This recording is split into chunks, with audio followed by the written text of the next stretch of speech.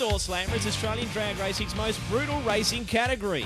In fact, when you consider the typical challenge that greets a Doorslammer driver to somehow sneak into an 8-car field with more than 20 of the world's fastest sedan-appearing vehicles in the paddock at any race meeting last season, it could well be argued that Doorslammer racing is one of the hardest and most competitive motorsport categories anywhere in the world.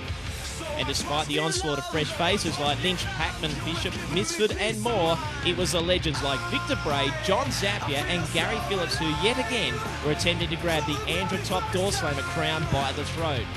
Once again, John Zappia returned to the scene of the time and claimed the East Coast Nationals from fellow icon Victor Bray.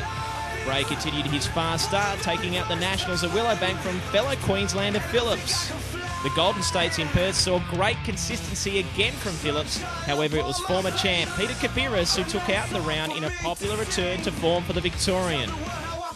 The midpoint of the season saw the battle between Brett Stevens and Gary Phillips intensify, with the boss taking out both the Summer Nationals in Sydney and the Western Nationals at the Motorplex.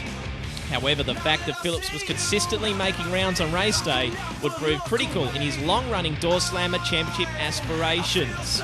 Meanwhile, John Zappia had been consistent, but just not quite as much as Phillips, and all was set for an enthralling battle at Willowbank for the Tin Tops, where Zapstrad had produced the best ETs for the meet. However, the weather put paid to any round outcome.